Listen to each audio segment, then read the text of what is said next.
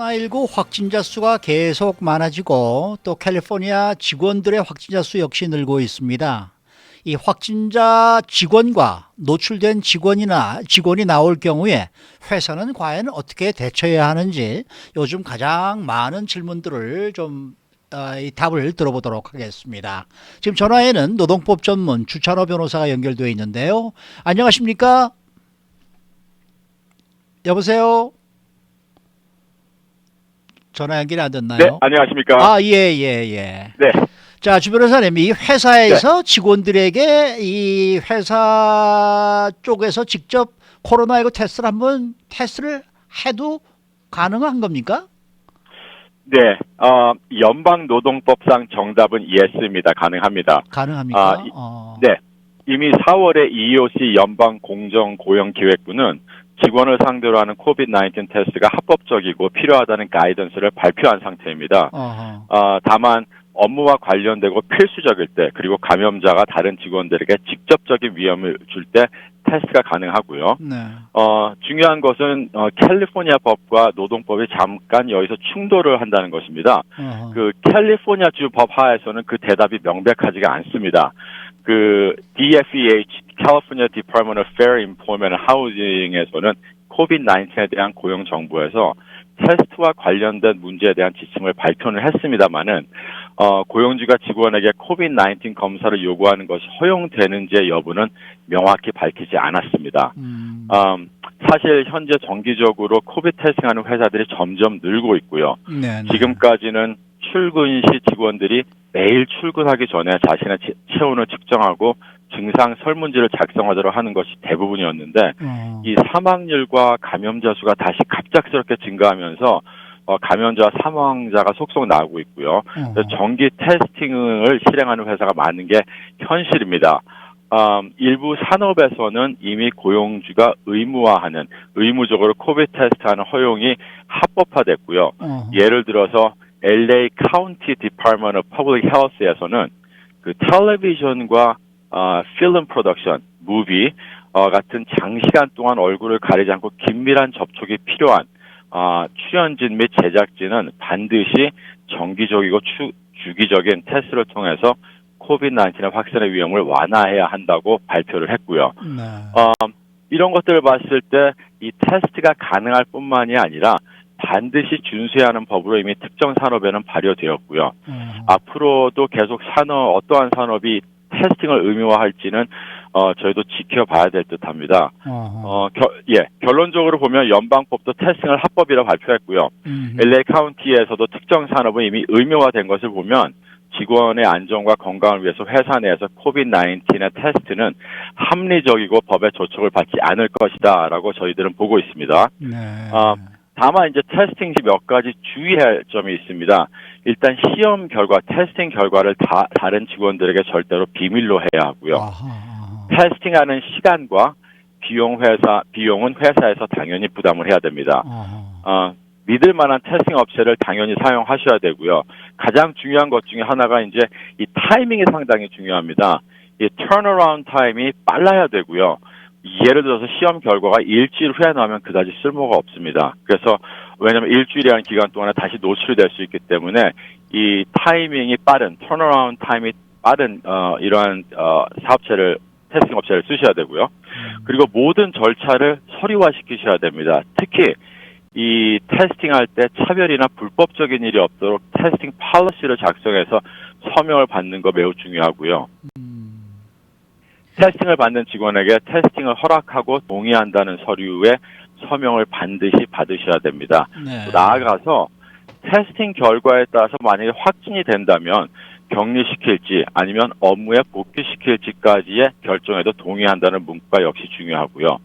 그리고 이 직원의 건강과 건강 테스트에 대한 결과는 주로 직원의 개인이 직접 받는 게 보통입니다만은 이 코비드-19 비상사태에서는 회사가 직접 볼 수 있도록 그런 문구도 포함이 되어야 됩니다. 이 회사의 이 테스팅 보관하는 서류 자체도 직원의 퍼스널 폴더에서 따로 보관을 하셔야 되고요.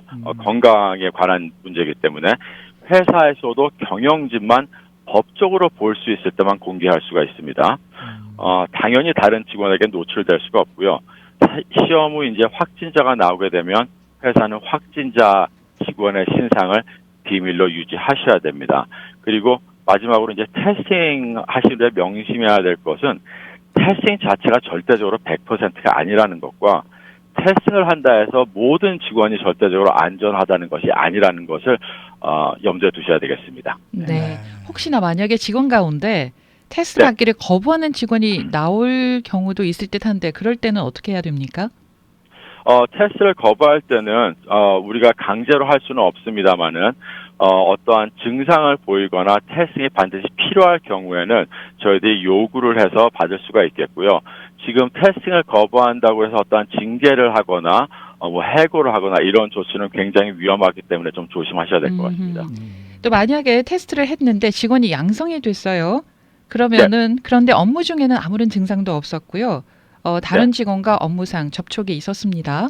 이런 경우에 어떻게 대처를 하는 게 좋을까요? 네, 굉장히 제가 많이 받는 질문 중에 하나인데요. 예. 이 직원은 당연히 집에서 머물고 격리해야 됩니다.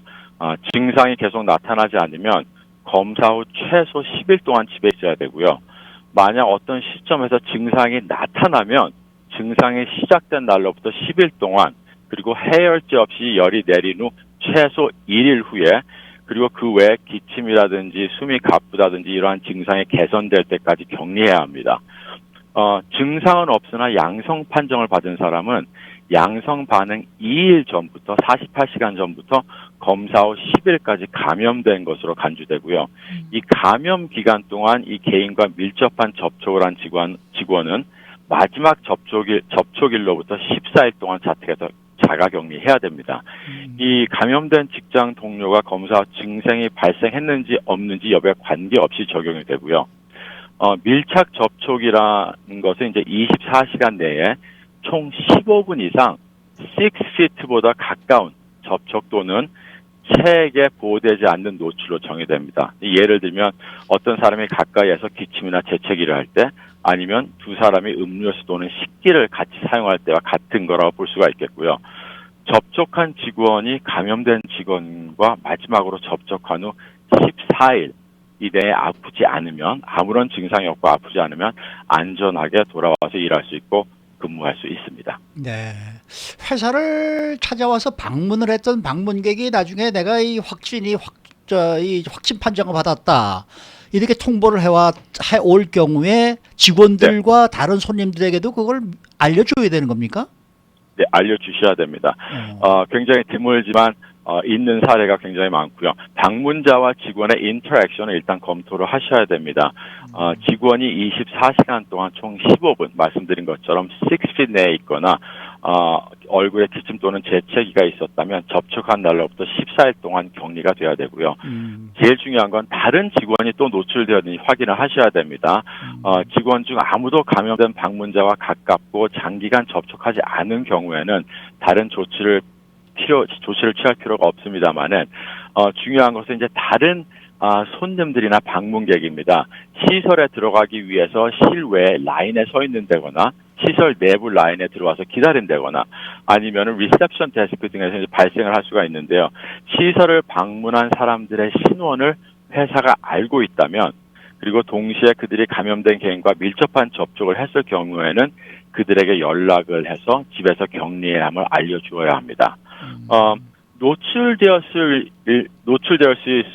있는 사람들의 신원을 모를 경우에는 다음으로 가장 좋은 방법은 웹사이트나 소셜미디어 페이지에 알림을 게시하셔야 되고요.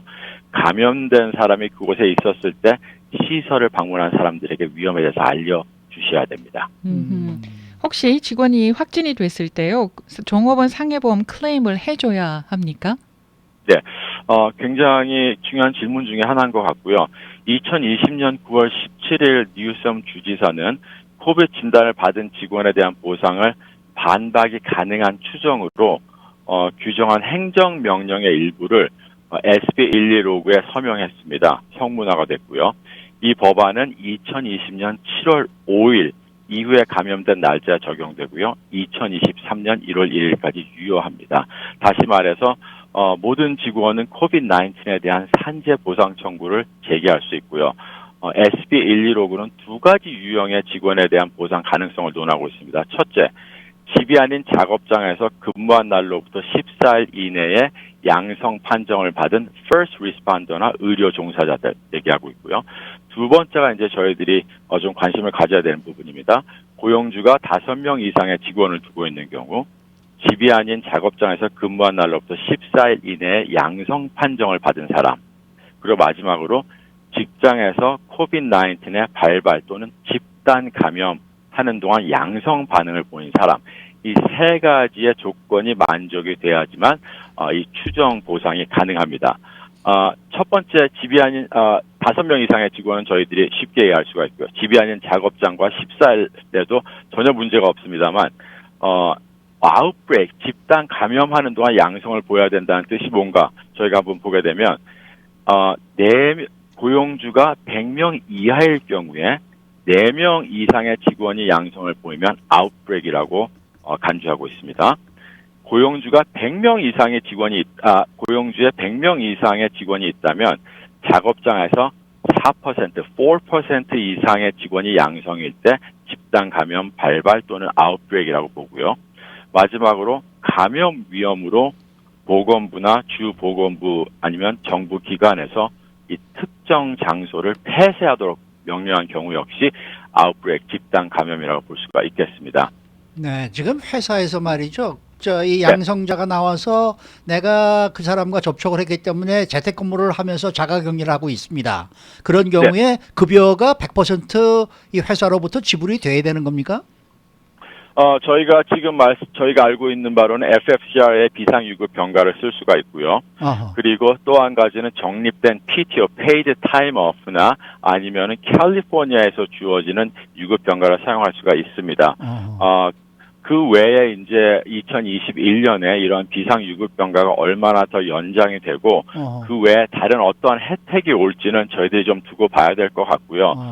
예를 들어서 오샤 같은 정부 기관에서는 이러한 어떠한 병가를 할 때마다 격리를 할 때마다 그 시간에 페이를 해야 된다는 그러한 주장을 펼치고 있습니다만은 아직까지는 FFCRA가 더 이상 연장이 되지 않는 한 저희들이 조금 더 두고 봐야 될 문제입니다. 그러니까 14일 동안은 무조건 봉급을 주긴 줘야 된다는 얘기가 되겠네요. 비상유급 병가를 소모하지 않았으면 14일 동안 영업일 10일 동안의 유급 병가를 받으실 수가 있습니다. 네. 오늘 말씀 잘 들었습니다. 네, 감사합니다. 네, 지금까지 노동법 전문 주찬호 변호사였습니다.